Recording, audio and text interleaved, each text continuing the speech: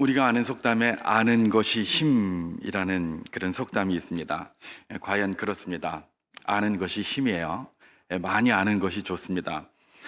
뭐 역사를 이렇게 봐도 많이 알고 있는 자, 또 정보를 많이 가지고 있는 자가 항상 힘을 가지고 있었던 것을 봅니다. 그래서 뭐 저런 뭐 영화 같은 거, 전쟁 영화 같은 것도 보면 뭐 이렇게 기후의 변화라든지 계절의 변화 이런 거라도 많이 알고 있는 사람이 항상 높은 모사의 자리에 올라가 있고 하는 것들을 많이 볼 수가 있었죠. 예, 아는 것이 과연 힘입니다. 그런데 우리 속담에 모르는 것이 약이다 이런 속담도 또 있어요. 모르는 것이 약이다. 아는 것이 힘이라 그러면 모르는 것이 약은 뭐고 이게 부딪히는 말을 서로 이렇게 사용을 하는가 이렇게 생각이 될 수가 있는데, 예, 모르는 것이 약일 때가 있죠. 예, 어떤 때입니까? 뭐 몰라도 되는 것들을 부디 알 필요는 없는 게 있어요, 그죠? 그래서 우리 일반적으로 이야기할 때 이게 뭐냐 그러면 막 몰라도 된다, 막 모르는 게 약이다, 그냥 뭐 알지 마라, 예, 이렇게 할 때에 우리 모르는 게 약이다 뭐 이런 말을 쓰기도 합니다. 그런데 이것뿐만 아니라 모르는 게 정말 약일 때가 있습니다. 예, 그게 뭐냐 하면, 예, 잘 알되 제대로 못 알고 어설프게 아는 경우는 오히려 독이 될 수가 있어요. 제가 오늘 메시지의 제목을 뭡니까? 예, 아는 것이 독, 그래가지고 이렇게 물음표를 하나 붙여보았습니다. 이건 뭐예요? 아는 것이 힘이 될 수도 있지만 아는 것이 독이 될 수도 있는 거예요. 차라리 모르는 게 약일 수도 있는 것이죠. 언제 아는 것이 독이 될 수 있다고요?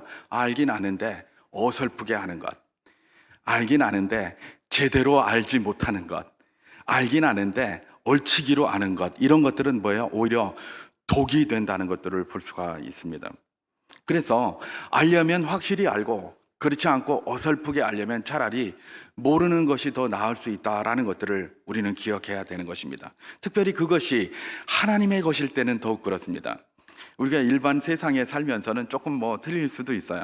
이전에 그런 말 하시는 분들을 제가 들었는데 아마 여러분도 한 번쯤 들어보셨을 것 같습니다. 시계가 서 있는 시계가 낫냐, 시간이 틀린 시계가 낫냐, 이런 이야기예요. 그래서 그분은 뭐라고 얘기를 하냐면 차라리 서 있는 시계가 낫다.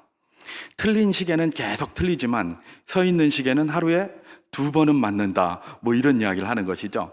여러분, 계속 시간이 틀리면 어떻게 될까요? 뭐 우리가 뭐 몇 분 정도 틀리는 거는 익숙하게 살기 때문에 뭐 이게 크게 중요하지 않다라고 생각할지 모르지만 그야말로 요즘은 우주의 시대 아닙니까, 그죠?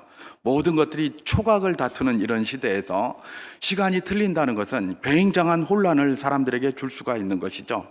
뭐 이렇게 로켓 같은 거 발사할 때도 뭐 나로 이런 데서 할 때도 카운트다운을 딱 하는데 그게 조금만 시간이 틀려도 궤도가 벗어나서 전혀 이상하게 되기 때문에 발사를 그만두게 한다든지 뭐 이런 일이 있는 것 아니겠습니까? 그래서 사실은 아예 그냥 서 있는 게 차라리 틀리게 가는 것보다 낫다, 뭐 이런 이야기도 있는 것입니다. 그렇습니다. 뭐가 정확하지 않는 것이, 뭐 우리는 뭐 정확하지 않은 속에서 그렇게 살아가고 있습니다만은 정확하지 않고 얼치기로 아는 것들이 굉장한 위험을 가지고 오고 인간 생활에 독이 될 수 있다는 사실들을 우리는 주변에서 많이 발견하게 되는데, 특별히 뭡니까? 예, 하나님에 대해서는 더욱더 그렇다는 것입니다. 요즘 특별히 가짜 뉴스가 워낙 많이 나오다 보니까, 예, 아예 TV에서 캠페인도 그렇게 하더라고요. 가짜 뉴스 근절 뭐 이런 캠페인도 막 이렇게 하고 있는 것 같아요. 뭐 들어보면 진짜 같은데 이게 뭐 가짜라는 거예요. 그러면서 가짜의 그런 위험성을 갖다가 많이 이야기를 하고 있죠. 예, 뭔가 아는 것 같은데 슬쩍 바꿔가지고 가짜같이 돼서 잘 모르고 시원찮게 알거나 잘못된 것을 알면 우리 인간사회에서도 이렇게 큰 문제가 있는데 하물며 하나님의 것이겠느냐, 그런 질문을 하면서 오늘 메시지를 한번 살펴보기를 원하는 것입니다. 하나님에 대해서 뭐 다른 모든 것도 마찬가지지만 특별히 하나님에 대해서 뭘 알기는 아는데 얼치기 같이 안다거나 잘못 아는 것이 얼마나 큰 독이 되는지, 누가복음 10장에 보면 요즘 우리가 누가복음으로 큐티를 하고 있지 않습니까? 오늘 제가 읽은 이 본문도 오늘 큐티 본문의 일부입니다만은 누가복음 가지고 이렇게 큐티를 하고 있는데, 누가복음 10장에 그런 내용들이 있습니다. 예수님께서 70인의 제자들을 전도 파송을 이렇게 하게 됩니다. 전도 파송을 하면서 그들에게 이제 그 내용들을 이렇게 쭉 듣고 이제 전부 전도 보고를 나중에 이렇게 받는 것 아니겠습니까? 그러는 가운데 예수님이 이런 말씀을 하신 부분이 있어요. 누가복음 10장 13절 14절을 제가 한번 봉독해 보도록 하겠습니다. 화 있을진저 고라시나 화 있을진저 벳세다야 너희에게 행한 모든 권능을 두로와 시돈에서 행하였더라면 그들이 벌써 베옷을 입고 재에 앉아 회개하였으리라. 심판 때에 두로와 시돈이 너희보다 견디기 쉬우리라. 이런 말씀이 있어요. 화 있을진저 고라시나 화 있을진저 벳세다야 15절도 있는데 거기서는 가버나움아 뭐 이렇게 이제 이야기를 하고 있어요. 가버나움, 그 다음에 고라신, 벳세다. 갈릴리 호수가 이렇게 쭉 있으면 갈릴리 호수의 제일 꼭대기, 북쪽 꼭대기에 있는 것은 고라신입니다. 그리고 요 서쪽에 지중해 연안으로 여기에 있는 게 뭡니까? 가버나움이에요. 그리고 동쪽으로, 고기를 중심으로 동쪽으로 여기 있는 게 벳세다예요. 그러니까 이게 다 갈릴리의 북쪽에 있는 그런 지역의 이름들을 이렇게 기록하고 있습니다. 그 지역이 어떤 지역이냐? 굉장한 지역이에요. 굉장한 지역. 가버나움, 고라신, 벳세다, 가고벳, 이 지역은 굉장히 풍족한 그런 어떤 식량들이 있는 곳이고 물도 풍족하고 평원도 굉장히 넓고 특별히 가버나움 같은 데는 아주 큰 회당도 있고 말입니다. 엄청나게 거기 발달된 데예요. 그 바로 밑에 보면 디베리아라고 돼 있습니다. 디베리아라는 티베리우스 황제를 갖다 기리는 디베리아라는 도시가 있는데 어쨌든 갈릴리 연안 근처에는 전부 다 신도시, 황제를 숭배하기 위한 그런 도시, 황제한테 바치는 도시, 뭐 이런 도시들이에요. 자, 그러다 보니까 구질구질한 그런 동네, 시골 촌동네를 갖다가 황제한테 바친다 그러면 티베리우스, 2대 황제인 티베리우스가 화내겠습니까? 안 내겠습니까? 화내겠죠. 그러니까 적어도 가이사에게 바친다 하면 굉장한 도시들이 거기에 있는 거예요. 그래서 밑에는 디베리아, 그 다음에 그 위에는 가버나움, 그 위에는 고라신, 또 이쪽 동쪽으로는 벳세다, 이쪽에 아주 그냥 쟁쟁한 도시들, 그야말로 막 굉장히 풍요스럽고 하나님 열심히 믿어서 우리가 이렇게 풍요롭게 되었다라고 그렇게 스스로 고백하고 스스로 믿는 그런 사람들이었어요. 그런 사람들이 살고 있는 그 지역, 아마도 제자들이 거기 가서 복음을 전했는데 그 사람들이 굉장히 거부를 한 모양입니다. 우리 주님께서 제자들을 파송하시면서 뭐라고 그랬죠? 너희들 가서 너를 영접하는 자들에게는 네가 가서 그들을 축복해 주는데 그들이 영접하지 아니하거든 뒤도 돌아보지 말고 나와서 뭐래라? 그 발에서 먼지를 떨어버려라 이랬단 말이에요. 여러분, 먼지를 떨어버려라 이 말은 뭘까요?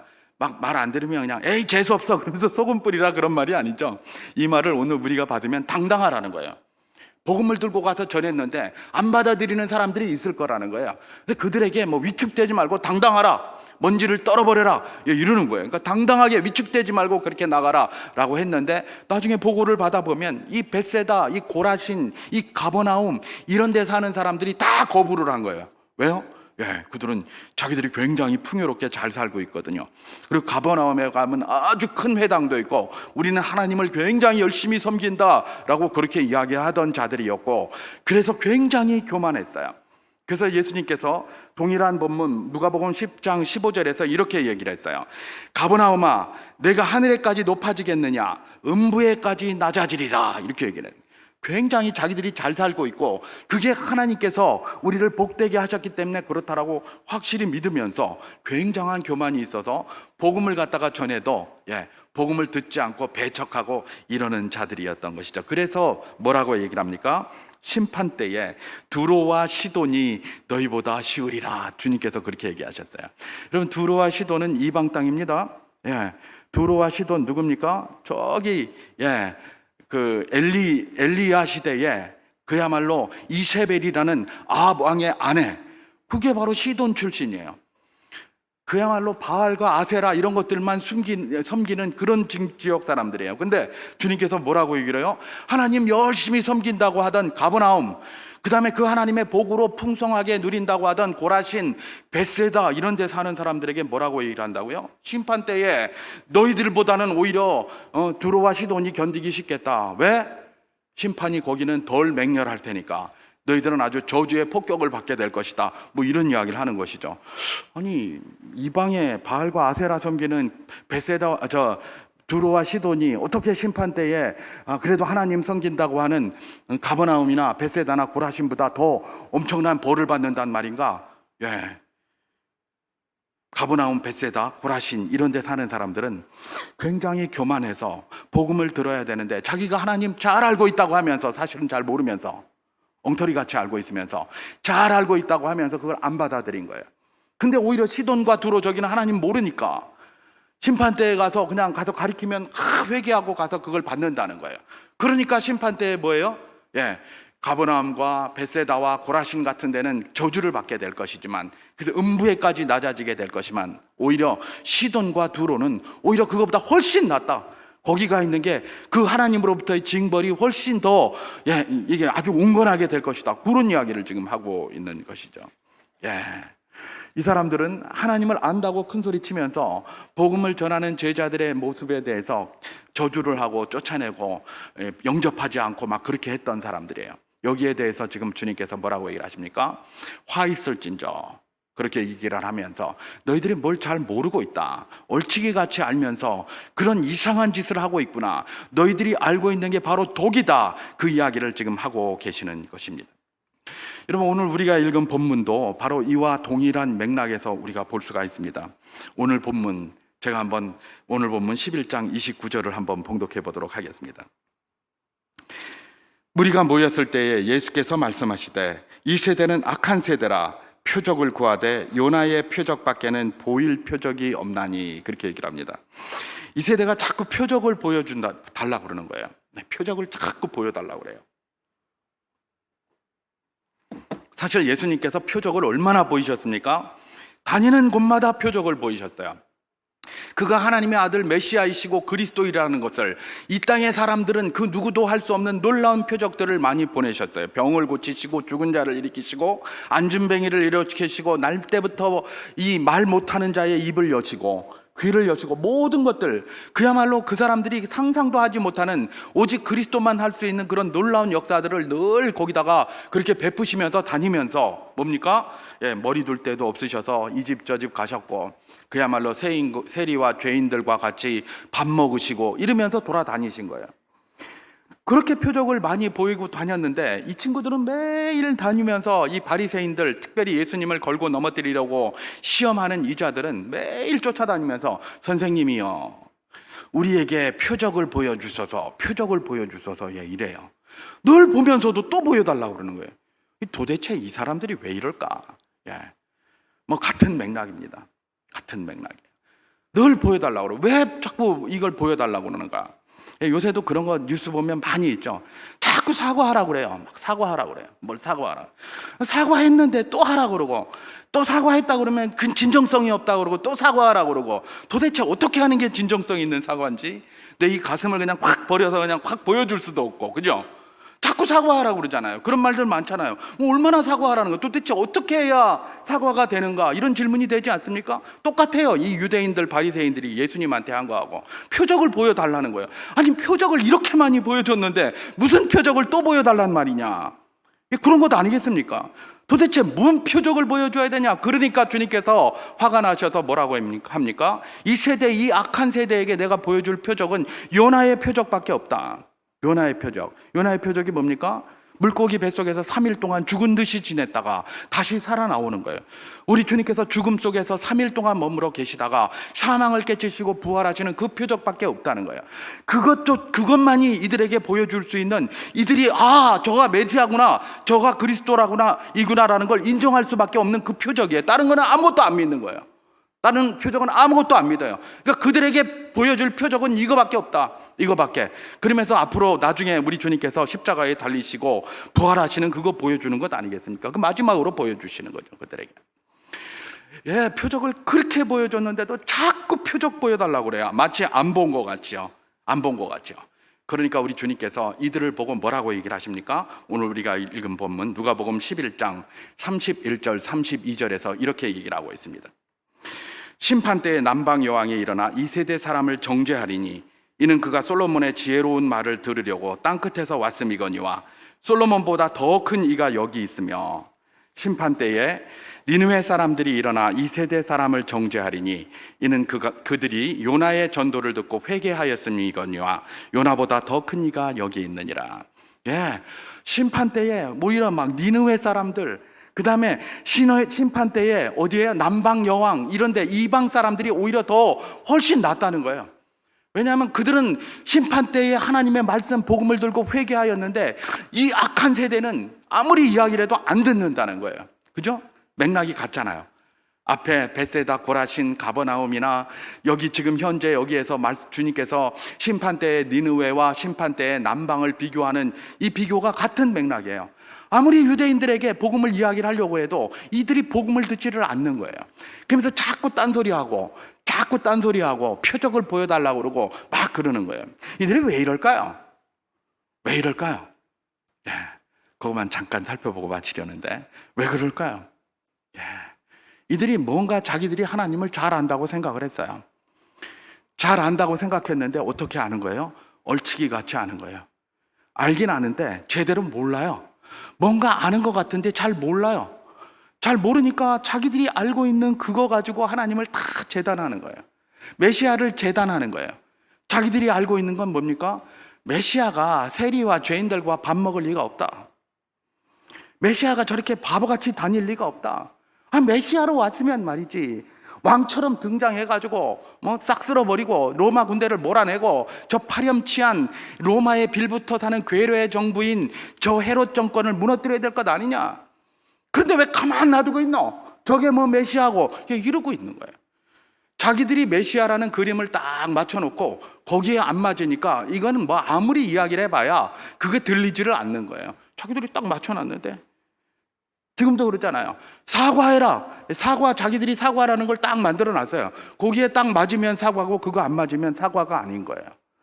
똑같아요. 예나 지금이나 사람들이 생각하는 거는 어설프게 알고 거기에 딱 맞춰서 거기에 딱 안 맞으면 틀렸다, 아니다 막 이러고 있다는 것이죠. 이게 바로 뭡니까? 죄악된 인간의 본성이고 악한 세대의 본성이다라고 주께서 말씀하시는 것과 동일한 내용이라는 것들을 볼 수가 있습니다. 여러분, 유대인들이 왜 이렇게 했다고요? 하나님을 알기는 알고 예수님에 대해서 안다고 자기들이 말을 하는데 그 아는 것들이 제대로 엉터리같이 제대로 알지 못하고 온전히 알지 못하고 엉터리같이 알았기 때문에 뭐가 된 겁니까? 바로 이런 사달이 일어나고 있다는 것들을 보게 되는 것입니다. 이들이 아는 것은 오히려 알미 아니라 힘이 아니라 독이 되는 모습들을 잘 보여주고 있는 것입니다. 우리 주님께서 이 땅에 오셔가지고 공생애를 시작하시면서 산상보훈을 가르치셨습니다. 아주 서두에 공생애 아주 그 초기에 그런 이야기를 그렇게 하셨는데 산상보훈에서 뭐라고 얘기를 합니까? 마태복음 5장에 보면 너희가 살인하지 말라고 배웠다. 너희가 간음하지 말라고 배웠다. 너희가 맹세하지 말라고 배웠다. 너희는 눈에 눈, 이에는 이 이렇게 한다고 옛사람에게 배웠다. 그러나 나는 너희에게 이른다. 그거 아니다. 사람을 죽여서 꼭 살인한 자가 아니라 화나고 노하는 자도 살인한 자다. 이미 또 사람을 범해서 간음한 자가 아니라 음욕을 품은 것도 이미 간음한 거다. 맹세하지 말라 그랬는데 니네 헛맹세 자꾸 하는데 그렇게 하지 말아라. 눈에는 눈, 이에는 이라고 말하는데 아니다. 나는 너희에게 이르노니 그야말로 오른뺨을 치거든 왼뺨을 돌려대라. 이렇게 한 거예요.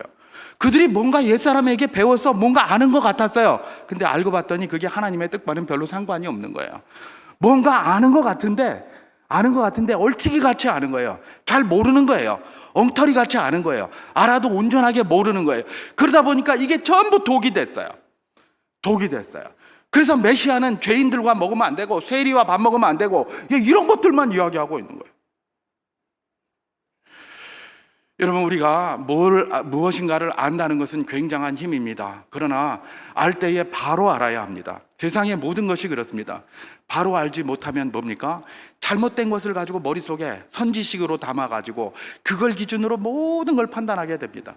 그러면 참도 거짓이 돼버리고 옳은 것도 그르는 것이 돼버리고 이렇게 될 수밖에 없는 우리가 생리적인 인생의 한계를 가지고 있어요. 세상의 모든 것들도 그럴진데 하나님에 대해서는 더욱 그렇다라는 사실을 우리는 늘 기억해야 될 것입니다. 그래서 호세아 선지자는 뭐라고 얘기를 합니까? 우리가 여호와를 알자, 힘써 여호와를 알자. 호세아서에서 그렇게 이야기를 했던 거예요. 이들은 말입니다, 이 호세아 선지자가 어디에다가 이 선포를 했던 사람입니까? 북이스라엘 사람들에게 선포했던 선지자예요. 근데 북이스라엘 사람들 자기들이 하나님 잘 안다고 그랬어요. 하나님 잘 안다고 그러고, 호세아나 뭐 이런 선지자들이 얘기하면 뭐 이런 쓸데없는 소리 하노, 하나님은 우리를 그렇게 하지 않는다, 하나님은 우리와 뭐 이러면서 자기들이 순악을 행하면서도 하나님이 다 도우실 걸로 생각하고, 악을 행하면서도 이게 하나님의 뜻이다라고 막 이렇게 얘기를 하거든요. 그러니까 하나님께서 호세아를 보내서 뭘 이야기를 합니까? 너희들은 음란한 자들이다. 호세아야, 너는 디블라임의 딸 고멜을 데려다가 네 아내로 삼아 아들을 낳아라. 그래서 그 아들을 로루하마 로암미라 하라, 이렇게 이야기를 했어요.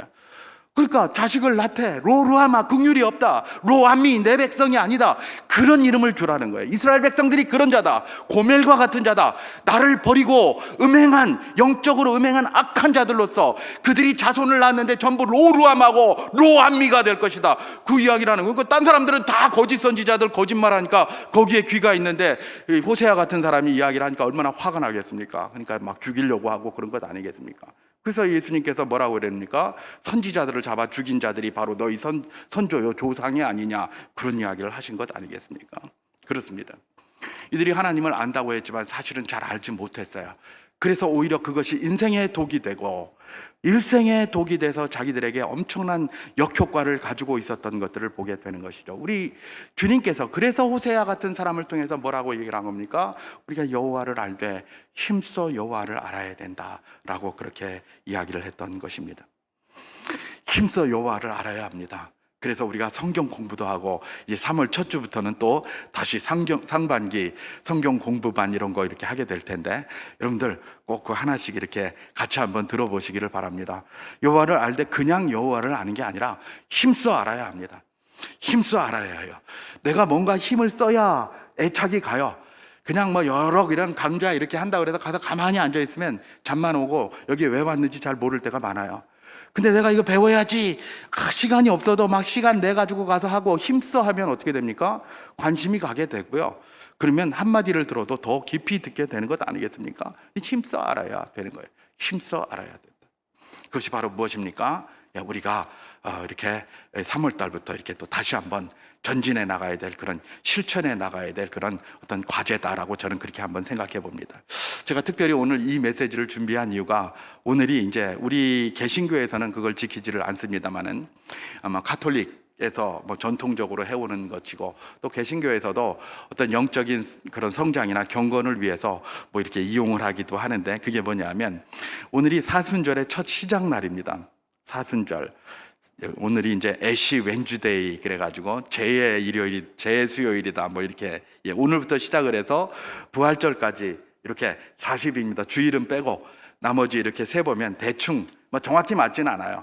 근데 40이라는 의미를 가지고 두고 있는 것이죠. 그래서 한 40일에서 뭐 하나 둘 뭐 41일 이렇게 될 수도 있는데, 그 기간을 이 사순절이다 이렇게 하면서 이 시작을 뭡니까? 오늘 시작을 합니다. 오늘이 제의 수요일, 애쉬 웬즈데이입니다. 제의 수요일 뭐 하는 날입니까? 우리의 죄악과 우리의 연약함을 하나님 앞에 회개하는 거예요. 회개하면서 죄를 뿌리고, 죄를 뿌리는 게 회개하는 것 아닙니까? 죄를 뿌리면서 우리의 연약함과 죄성과 이런 죽을 수밖에 없는 연약한 모습들을 갖다가 하나님 앞에 고백하면서 회개하며 이 40일을 보내는 겁니다.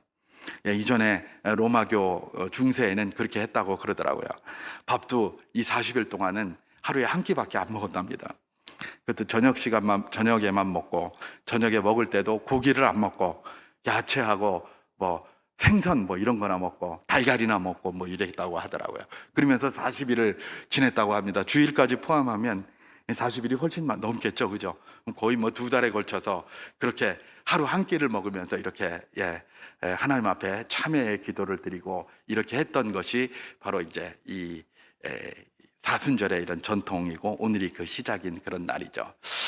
우리가 뭐 그것을 따르고 지키는 것은 아니지만, 그러나 하나님 앞에서 구별되고 경건한 모습으로 서는 데는 또 이런 전통들이 우리에게 큰 의미로, 영적인 의미로 다가오는 것이 분명합니다. 그래서 우리는 오늘 제의 수요일 이렇게 시작을 할 때에, 하나님, 내가 부활절 전까지 그야말로 아둑시니와 같았던, 잘 모르던 하나님을 좀 더 알아가는 귀한 시간이 되게 하여 주시옵소서. 하나님을 좀 힘써 알아가는 시간이 되게 하여 주시옵소서. 그래서 부활의 날에는, 부활절을 기념하는 하나님이 주님의 은혜를 베풀어 주시는 부활절에는 이전보다도 더욱더 하나님을 깊이 아는 내가 되어 주님 앞에서는 복된 자 되게 하여 주시옵소서. 이런 결단을 한번 해보는 것도 굉장히 의미가 있을 것 같았습니다. 그래서 오늘 본문과 또 오늘이 특별히 재수요일이라는 그런 것과 연관해서 오늘 우리가 알되, 하나님을 알되 좀 바르게 알고 정확하게 알기 위해서 힘써야 한다는 관점에서 이 메시지를 잠깐 이렇게 전해 보았습니다. 우리가 하나님을, 다른 모든 것들도 정확히 알아야 되지만 하나님을 아는 데 있어서 정확하게 알아야 합니다. 뭐 다 알 수는 없겠지만, 그러나 우리가 아는 가장 핵심인 복음의 진리에 관한 것들, 우리가 알고 있는 그런 핵심적인 것에 관해서는 다른 무엇보다도 정확하게 알 때에 비로소 우리의 삶이 약이 되는 삶으로, 독이 아니라 약이 되는 삶으로, 또 힘이 되는 삶으로 그렇게 나아가게 될 줄 믿습니다.